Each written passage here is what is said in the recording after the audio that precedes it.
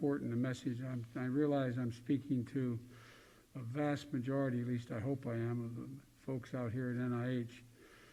You know that wearing this mask through the next year here can save lives, a significant number of lives. And so I apologize if you don't hear me as clearly as you should.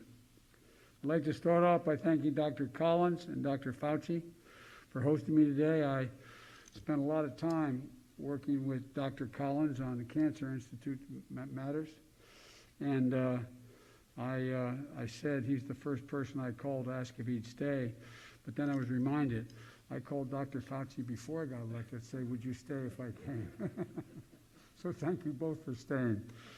Our nation is fortunate to have both of you in these critical roles. And that goes for the world-class doctors, scientists, researchers here at NIH. And I just toured the Vaccine Research Center with Dr. Collins and Dr. Fauci and Dr. Graham and Dr. Colbert. It's incredible.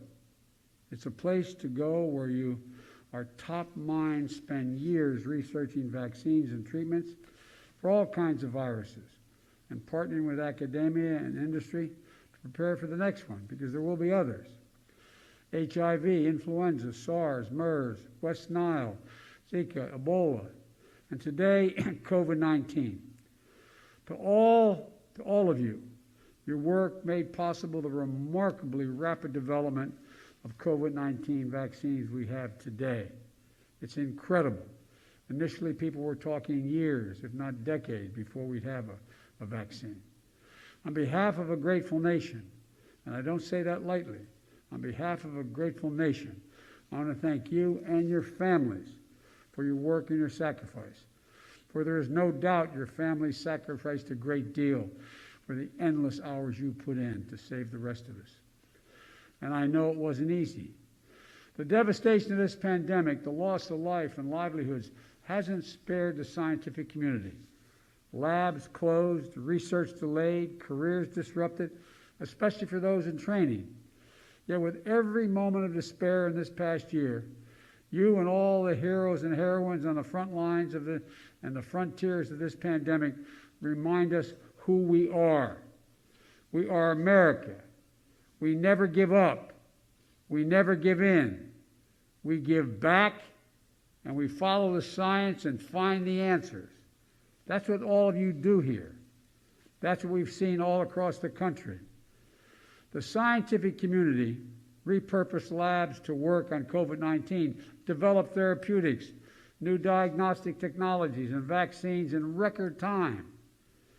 And you're highlighting lessons learned on the importance of pandemic preparedness, public-private partnerships, real-time data sharing, and most of all, speed and efficiency without compromising science and good conscience. Look, you're an incredible group of people. I've been out here many times trying to help my son who passed away with cancer. You're an incredible, incredible group of people. And that's not hyperbole. We know we still have a long way to go. It's no secret that the vaccination program was in much worse shape than my team and I anticipated.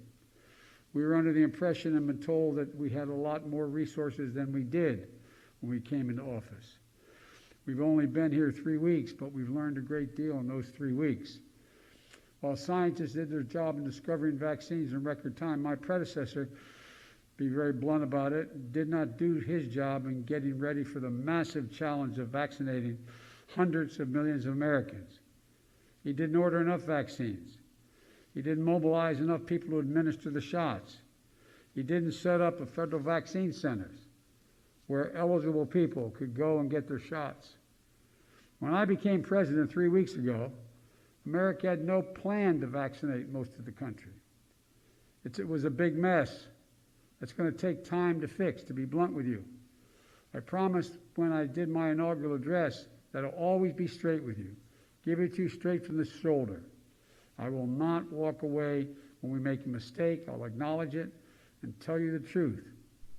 We started on day one. We won't have everything fixed for a while, but we're going to fix it. First, the vaccine. I know people want confidence that it's safe. Well, listen to Dr. Fauci. I did. I got my shots. My wife Jill did.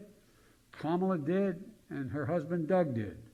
So, Dr. Fauci and Dr. Collins got it also. It's safe. And we need more people to get vaccinated to beat this pandemic.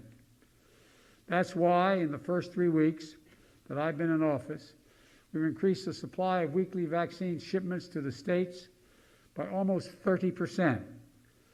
That means millions more Americans will get vaccinated in February than the previous administration was on track to do. But that's just the start. We bought more vaccines.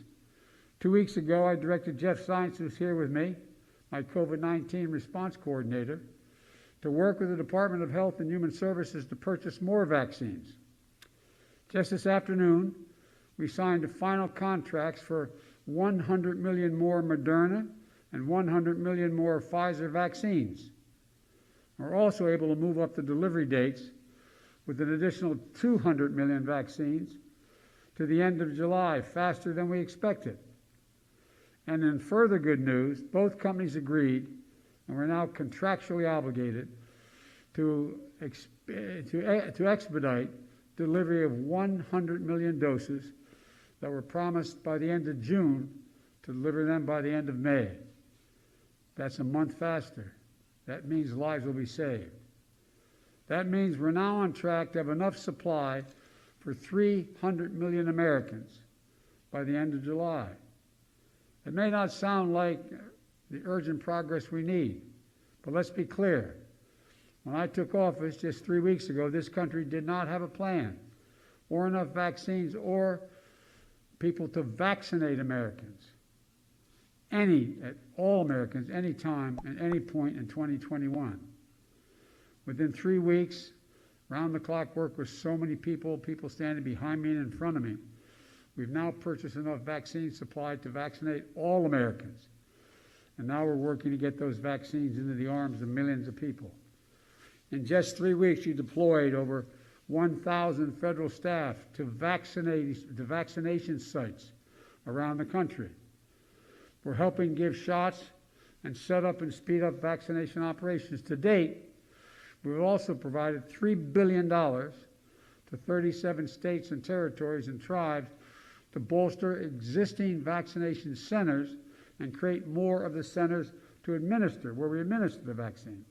For example, 3 days ago, Vice President Harris and we had a virtual tour of a federally supported vaccine center in a parking lot of the Arizona Cardinals Stadium in Glendale, Arizona. It's open 24/7. Folks who are eligible can call by phone or sign up online for an appointment. They literally drive in, stay in their cars, get a shot, get a card, and schedule the next shot. On average, it's about 30 minutes from start to finish. In just 3 weeks, the site has administered 160,000 doses, now averaging 8,000 vaccinations through day and night. Look, its coordination between state and federal government and the private sector partnership is essential.